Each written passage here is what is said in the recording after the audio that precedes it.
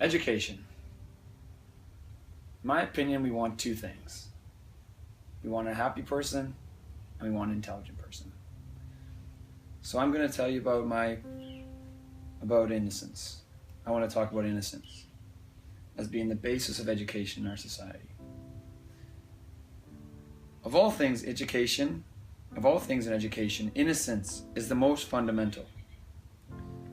Innocence is that quality of freedom to express, freedom to try, and freedom to love.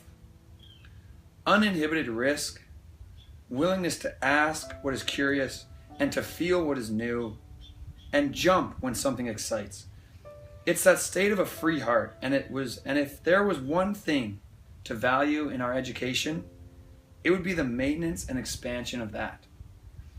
Innocence is that state of natural freedom, freedom from worry, stress, anger, and hate. It expands in joy, love, trust, and responsibility, and it is maintained through knowledge.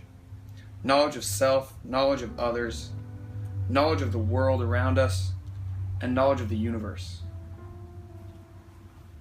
Innocence in the young is a fragile quality, and like a newly planted seed, needs proper culturing and encouragement to fully blossom. Anger or condemning words said once or twice may be recovered from, but consistent beratement will usually gradually diminish this precious quality, unless one is matured enough in knowledge to withstand the negativity.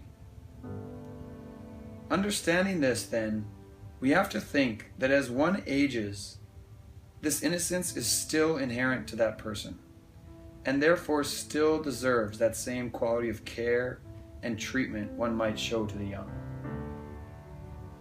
We hope that as one ages, they become happy and confident in themselves and in their expressive freedom, and those that do seem to go on to live rather effective, productive lives. Those that don't tend to go through various degrees of struggle until they too can remember that place of loving innocence. And the more that they do, the more that they establish themselves in that, they too become happy and productive in what they choose to do. The unfortunate part is a lot of them don't know how to. And many often do not overcome and get stuck.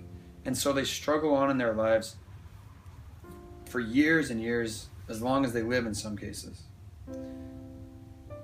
You can observe this. You can walk into an old folks' home, talk to the elderly, and see in their eyes that oftentimes they got stuck in their lives. They didn't know what to do. They did their best, but surely they wish they could have done more. Considering this, I then think of all the other concerns in our society having to do with mental disorders like ADD, illness and pains, violence or dissatisfaction at any age. What can we do? If we want to create a healthy, happy, productive, intelligent society, it has to begin somewhere. In the home is one area, and in the school is the other. These two areas where most people spend their formative years. Considering that these two areas will provide for most people a trajectory to their lives that will either compel them or lead them to resent or feel resistance, we need to be sure that the areas where influence can be had, which is in school for society and at home for the parents and family, are leading towards a desired life for those being influenced by it. If skills are taught in school, that is a good thing. But skills at the hand of a distraught person are less effective and can even be harmful to society or for that person.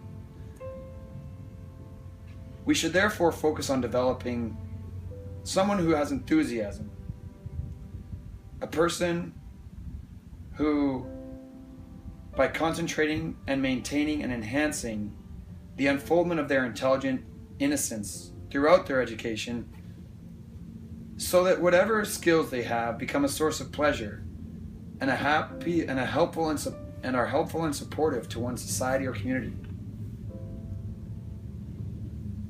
If what I said is true, then we need to focus on this. And this should become the basis of our education, because without innocence, without appreciation, what have we really got? What have we really got?